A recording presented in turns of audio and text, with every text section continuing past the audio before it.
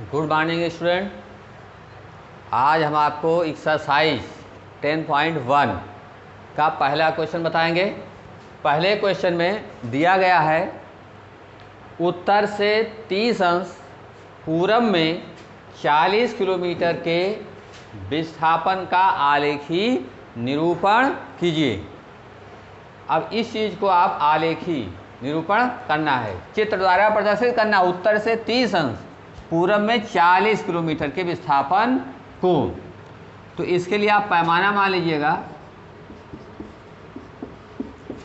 पैमाना 10 किलोमीटर बराबर 1 सेंटीमीटर। फिर इसके बाद एक ऊर्ध्वाधर रेखा खींचिए और एक क्षैतिज रेखा। ये जो ऊर्ध्वाधर रेखा होती है, ऊपर यहाँ उत्तर होता है, नॉर्थ, ये नॉर्थ है, ये साउथ, और ये ईस्ट होता है, और ये वेस्ट, उत्तर दक्षिण पूरब पश्चिम। अब आपको उत्तर से 30 अंश पूरब में 40 किलोमीटर के विस्थापन को प्रदर्शित करना है। उत्तर से 30 अंश, तो आप इस रेखा से 30 अंश का कोण बनाती हुई एक रेखा खींच दीजिए। 30 अंश। अब इस रेखा की लंबाई होगी, यहाँ पैमाना माने 10 किलोमीटर बराबर 1 सेंटीमीटर, तो 40 किलोमीटर के लिए 4 सेंटीमीटर होगा। तो बिंदु ओ से आप 4 सेंटीमीटर नाप करके ओ ए बराबर 4 सेंटीमीटर लंबाई का एक रेखाखंड खींच दीजिए। तो अब यही रेखाखंड उत्तर से 30 अंश पूरब में 40 किलोमीटर के विस्थापन को प्रदर्शित करता है।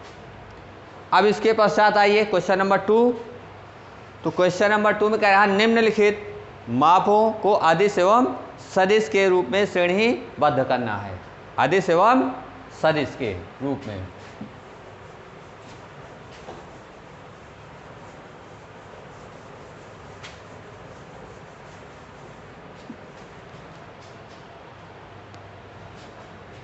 अब question number 2 first part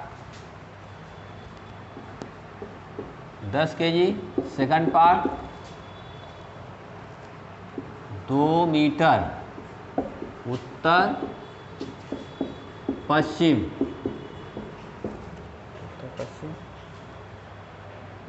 third part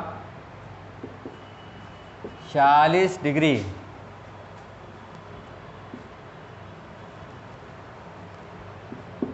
fourth part 40 वाट,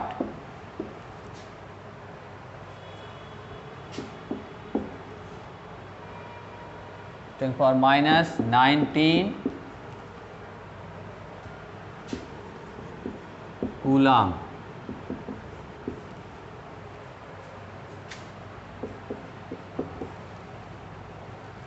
(20 मीटर प्रति सेकंड स्क्वायर। अब इसको आपको सदिश और आदिश में वियोजित करना है। ये फर्स्ट पार्ट, तो फर्स्ट पार्ट ये 10 किलोग्राम आदिश राशि है। आदिश राशि कारण लिखा है 10 किलोग्राम द्रव्यमान है, यहाँ केवल परिमाण लिखा है। तो जहाँ पर केवल परिमाण दिया गया हो उसे अदिश राशि कहते हैं, क्योंकि सदिश राशि को प्रदर्शित करने के लिए दिशा और परिमाण दोनों की आवश्यकता होती है। यहाँ पर केवल परिमाण दिया है किलोग्राम, 10 किलोग्राम, तो इसलिए ये अदिश राशि है। सेकंड पार्ट में दिया है 2 मीटर उत्तर पश्चिम, परिमाण भी दिया है मीटर, 2 मीटर, और दिशा भी दी गई है उत्तर पश्चिम। तो जहाँ पर परिमाण और दिशा दोनों चीज़ दी गई है वह सदिश राशि होगी। तो ये आपका सदिश है, सेकंड पार्ट सदिश राशि। और third part 40 degree temperature, degree, केवल यहाँ परिमाण दिया है, तो ये आपका आदिश हो गया। फोर्थ पार्ट 40 वाट सामर्थ्य है, यहाँ केवल परिमाण दिया है, तो इस प्रकार ये अदिश राशि होगी।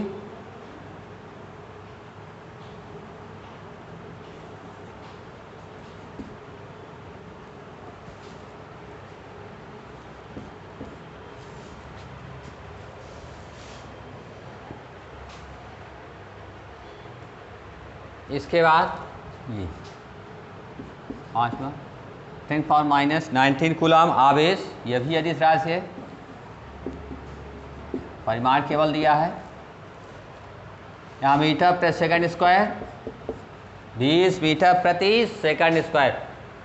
ये त्वरण है, त्वरण एक सदिश राशि है, तो ये भी एक सदिश राशि होगी, सदिश राशि। इसके बाद अगला क्वेश्चन पर हम आते हैं।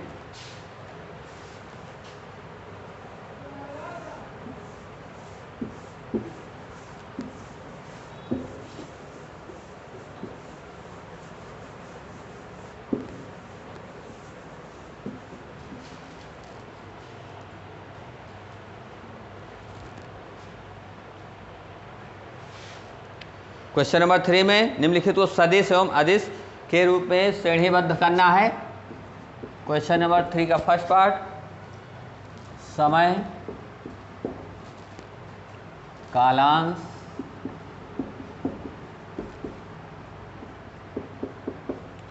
सेकंड पार्ट है दूरी,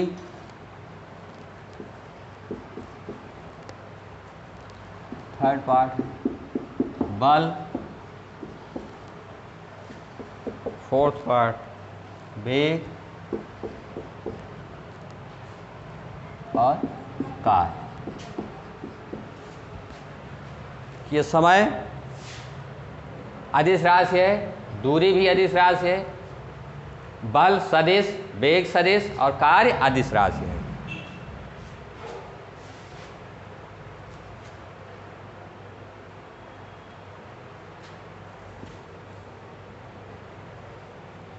इसके बाद क्वेश्चन नंबर 4 पर आइए।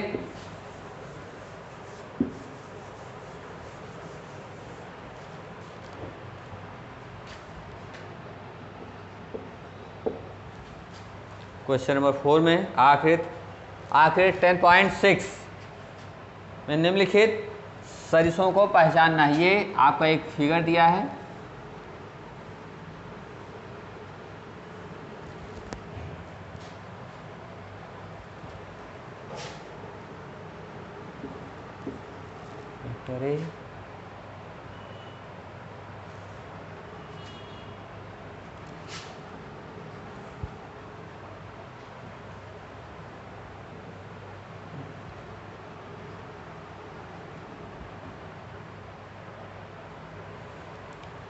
वेक्टर सी, वेक्टर बी और वेक्टर डी।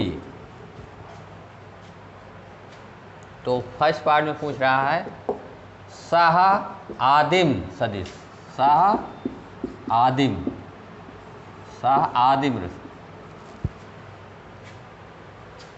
तो सह आदिम सदिश वह सदिश जो एक बिंदु से प्रारंभ होते हैं, वह सह आदिम सदिश कहलाते हैं। तो यहाँ वेक्टर ए और वेक्टर डी ये सह आदिम सदिश है। और सेकंड पार्ट में पूछ रहा है समान सदिश, समान सदिश। तो यहाँ पर वेक्टर बी तथा वेक्टर डी समान सदिश है, क्योंकि इन दोनों की लंबाई भी बराबर है और दिशा भी समान है, समांतर रेखाएं हैं, इसलिए दोनों की दिशा भी समान है। तो इस तरह से वेक्टर बी तथा वेक्टर डी समान सदिश हैं। और थर्ड पार्ट में पूछ रहा है संरेख, संरेख परंतु असमान, संरेख हो परंतु असमान, ये दोनों।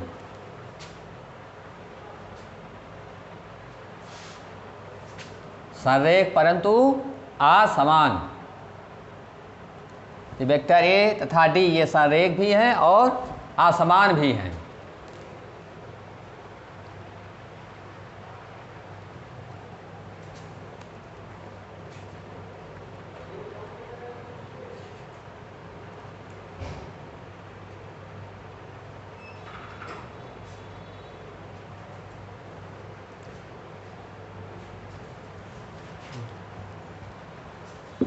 इसके बाद क्वेश्चन नंबर 5,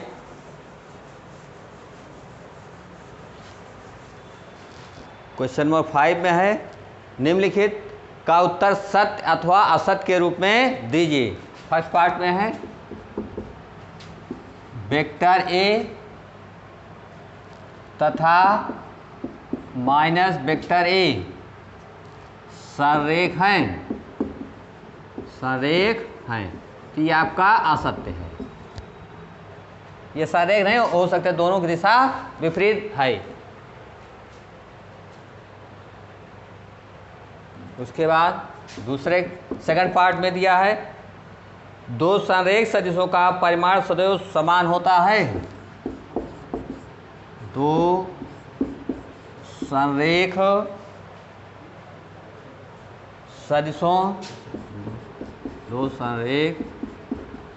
सदिशों का परिमाण सदैव समान होता है।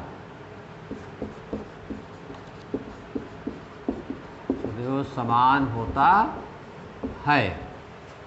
दो संरेख सदिशों का परिमाण सदैव समान हो। देखिए दो संरेख सदिश, तो ऐसे दो सदिश जो एक ही रेखा से प्रारंभ हुए संरेख सदिश कहलाते हैं।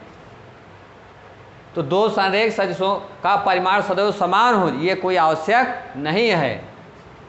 ये दोनों सदिश हैं, एक ही बिंदु से प्रारंभ हो रहे हैं, और इधर से भी, इधर ये सब जो है एक बिंदु से ये सदिश प्रारंभ हो रहे हैं, तो इनका परिमाण सदैव समान होगा, कोई जरूरी नहीं है। अतः यह कथन असत्य है, यह भी असत्य।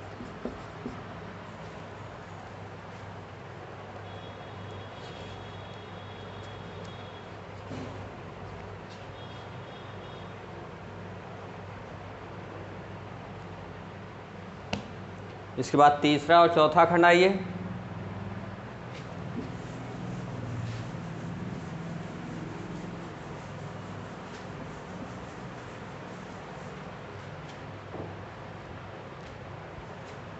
तीसरा, समान परिमाण वाले दो सदिश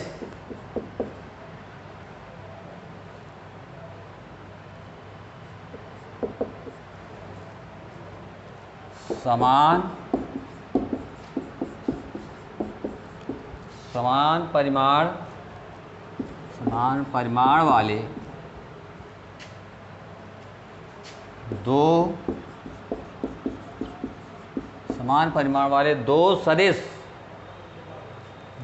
संरेख होते हैं।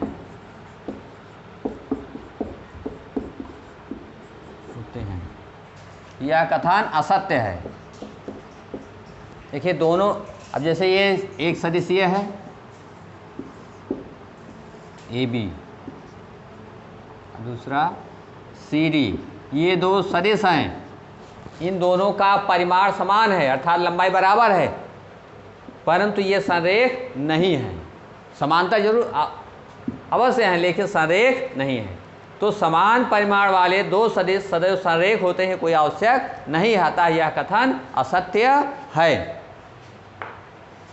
इसके पश्चात आइए अगला खंड, चौथा खंड। तो चौथे खंड में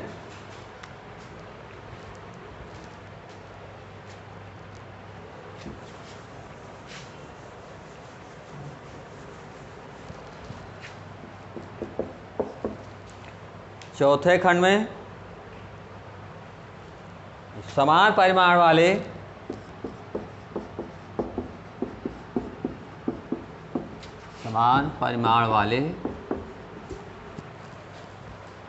दो संरेख सदिश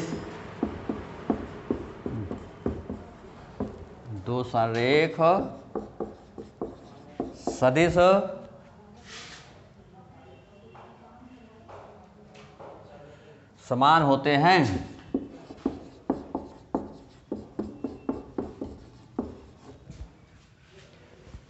चौथा खंड, समान परिमाण वाले दो संरेख सदिश सदैव समान होते हैं। दोनों का परिमाण समान है और दोनों संरेख हैं। अब जैसे एक सदिश देखिए, एक सदिश ये है आपका ओ ए, दूसरा सदिश ये है बी। दोनों का परिमाण समान है, लंबाई तो समान है। समान परिमाण वाले दो संरेख सदिश सदैव समान होते हैं। अब यहां पर OA और OB की लंबाई भिन्न भिन्न है।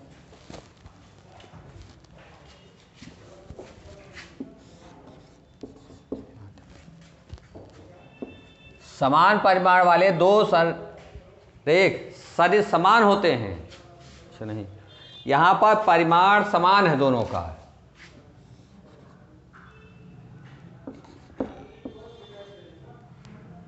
परिमाण दोनों का समान है, लंबाई समान है।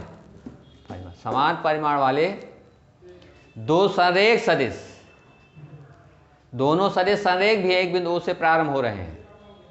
ये दोनों समान है, समान नहीं है, दिशा विपरीत है, तो अतः यह कथन असत्य है, यह कथन असत्य है। चलिए इसके बाद अगला खंड।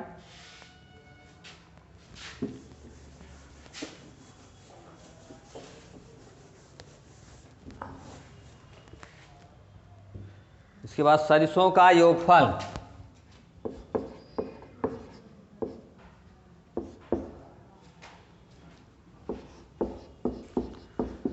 सदिशों का योगफल,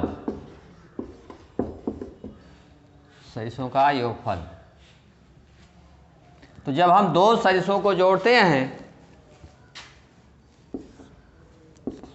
एक सदिश वेक्टर ए बी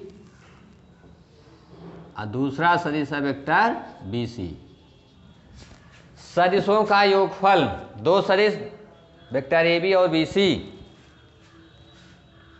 को जब हम जोड़ते हैं तो एक सदिश का हेड और दूसरे का टेल मिलेगा, तभी दो सदिशों का योगफल ज्ञात किया जा सकता है।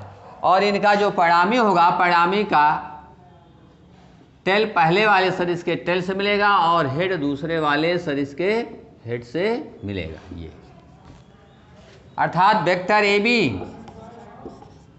और plus vector B C, vector A B plus B C equal to होगा vector A C, vector A B plus B C equal to vector A C. यही है दो सदिशों का योगफल। इसके आगे हम आपको कल बताएंगे।